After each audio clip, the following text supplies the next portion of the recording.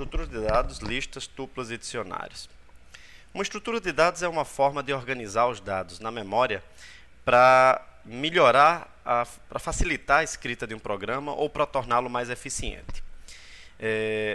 Na verdade, esse é um tópico que leva uma disciplina inteira no curso de Ciência da Computação e, portanto, não cabe completo numa aula, numa única aula. O que a gente vai fazer nessa aula, portanto, é apresentar as estruturas de dados básicas fornecidas por Python como tipos de dados internos. São os tipos tuplas, listas e mapas. Vamos começar definindo o que são listas e tuplas. Na verdade, a gente já utilizou listas em programas anteriores, em exemplos anteriores, e a gente viu que eles são objetos especiais que podem armazenar outros objetos numa dada sequência. Eles são úteis quando a gente precisa separar os momentos em que a gente organiza os dados daquele em que a gente utiliza os dados, por exemplo. A gente viu isso como certo padrão que a gente percebia nos exercícios, onde a gente coletava os dados no momento inicial, em uma lista, e no segundo momento a gente organizava esses dados, manipulava esses dados da forma apropriada. A principal diferença entre listas e tuplas é que as listas são mutáveis, enquanto que tuplas são imutáveis. Vamos dar uma olhada nisso no exemplo no Shell.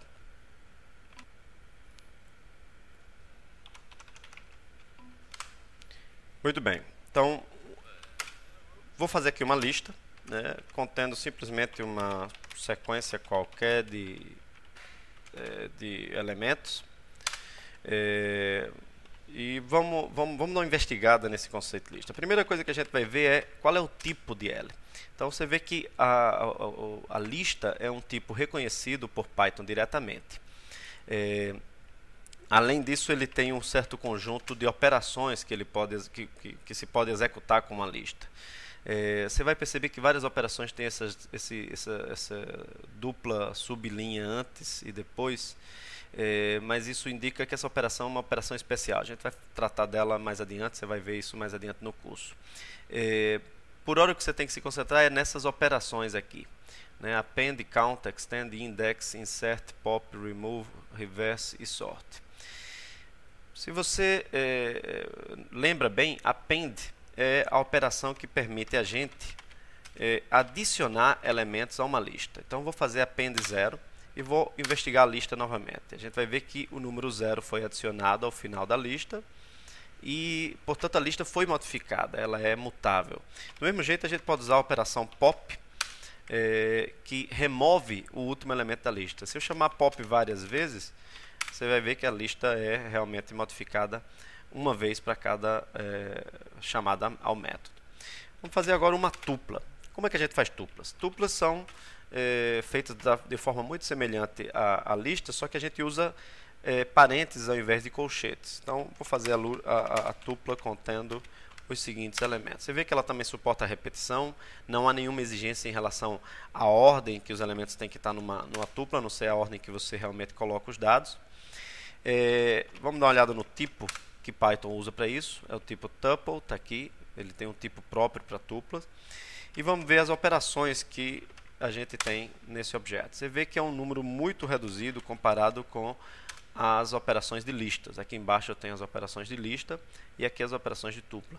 Na verdade, se a gente prestar bem atenção, em tupla não há nenhuma das operações que não sejam daquele tipo especial que eu comentei com vocês anteriormente. Todas as operações aqui são especiais, enquanto que na lista a gente tem algumas operações adicionais. Tupla não suporta, portanto, nenhuma das operações de adição, por exemplo, ou de remoção de elementos, de modificação de um modo geral. T.pop não funciona. T.sort, que ordena os elementos, você lembra de L.sort, faz com que os elementos de L sejam ordenados. Em tupla isso não é possível, tá certo?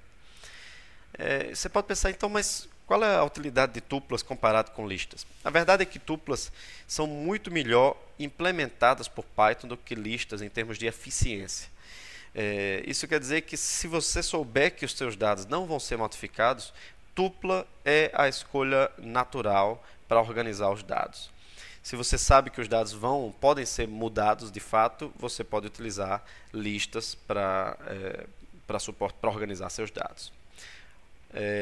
Vamos dar uma olhada num exemplo concreto de problema que requer a utilização desse tipo de conceito. Suponha que você queira escrever um programa que conta as letras de uma string. Simplesmente isso. Ele pega todas as letras da string e conta quantas aparições de cada letra apareceram naquela string.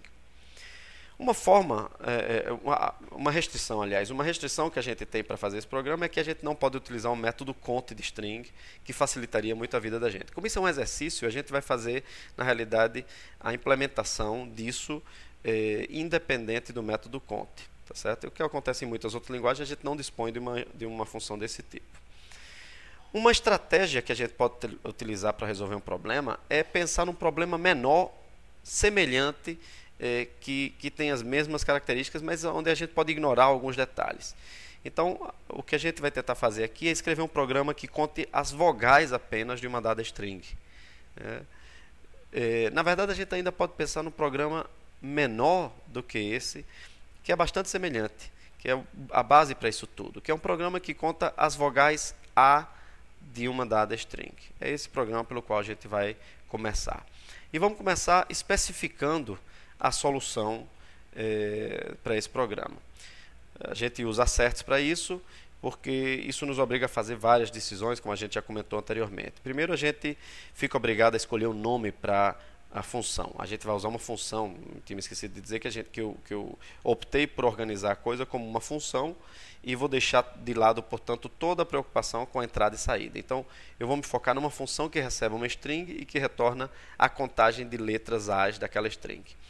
A primeira coisa que eu faço é escolher o nome. Então, eu tenho o nome contaAs para a função, escolhi os parâmetros, ela recebe simplesmente o texto sobre o qual ela opera e ela retorna um inteiro, que é a contagem de letras A's daquele texto. Então, contaAs exemplo tem que ser igual a 0, já que não tem nenhuma letra A na palavra exemplo.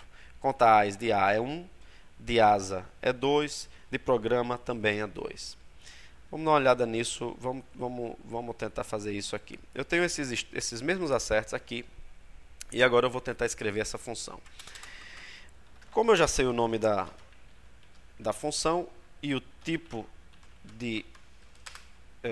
do parâmetro e do retorno, eu posso escrever basicamente isso aqui. Então, eu posso escrever o nome, o arcabouço da função, def contaAs. Eu sei que eu vou ter algum programa aqui no meio, e no final eu vou ter que retornar alguma coisa. E o que tem que ser retornado é a contagem, tá certo? Eu vou chamar isso de contagem, ou de conta simplesmente. Mas como é que eu faço conta ter o valor correto? Bom, agora eu preciso de uma estratégia, de um algoritmo para resolver isso. O que eu vou fazer é passar letra a letra, pela palavra, né? Pegar cada uma das letras da palavra e ver se ela é um A. Se ela for um A, eu adiciono 1 à conta. Tá certo?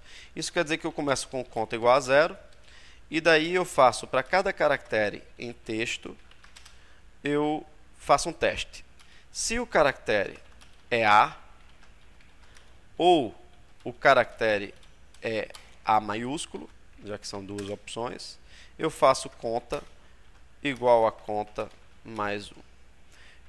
Como o for me garante que vai passar por todas as letras do texto, ao final eu devo ter a soma total de letras da palavra. Eu vou gravar esse programa, vou executá-lo só para tirar as dúvidas. Quando eu executar esse programa, observe que a função vai ser definida e ela vai ser chamada por esses asserts. Se o programa estiver correto, a gente não vai ter nenhuma falha, o programa vai simplesmente terminar sem imprimir nada, vai simplesmente passar direto. Vamos ver se está funcionando.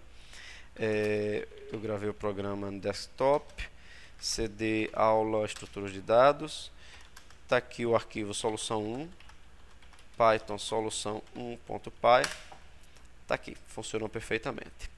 Se eu tivesse, por exemplo, colocado um acerto errado, eu vou mudar aqui conta exemplo para 1, o nosso programa não dá esse resultado, eu vou gravar, a gente iria ver isso quebrando, dizendo que houve um erro de asserção.